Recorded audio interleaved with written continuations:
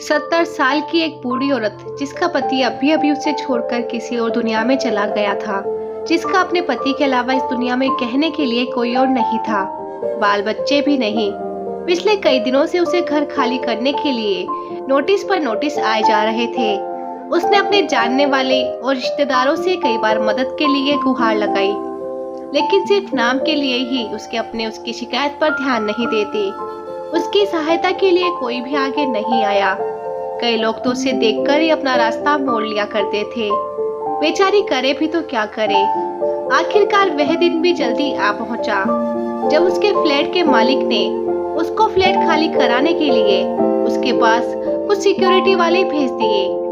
बूढ़ी औरत उन अट्टे खट्टे आदमियों को देखकर और भी ज्यादा सहम गई। वो उनके आगे गिड़गिड़ाने लगी, उनके पैर पकड़ लिए और कहने लगी उसे सिर्फ 2 दिन की मोहलत दे दी जाए।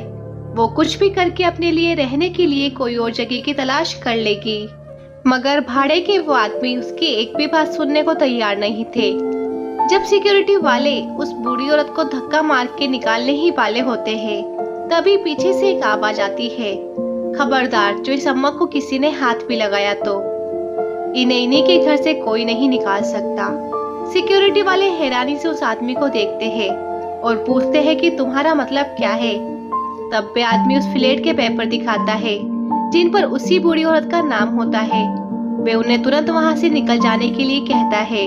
पेपर देखकर वह सिक्योरिटी वाले वहां से निकल जाते हैं। ये सारी घटना बूढ़ी औरत बड़े अचंभे से देखती रहती है। सबके जाने के बाद बूढ़ी औरत उस आदमी से पूछती है कि बेटा, मैंने तुमको नहीं पहचाना, लेकिन मैं इतना जरूर कहूंगी कि तुम आज मेरी जिंदगी में भगवान की तरह आए हो। तब उस आदमी ने अपनी पहचान देते हुए उस बूढ़ी औरत से कहा कि याद कीजिए माँ जी, 20 साल पहले आप और आपके पति एक मंदिर आए थे। वहाँ पर एक छोटा बच्चा आपसे स्कूल में भर्ती होने के लिए भीख मांग रहा था। आपके पति ने तो ये कहकर आपको मना कर दिया था कि इसको पैसे मत देना, यह नशा कर लेगा, और आगे चले गए थे। लेकिन आप वहीं पर रुक गई थी और आपने अपने पास रखे सारे पैसे उस बच्चे को दे दिए थे।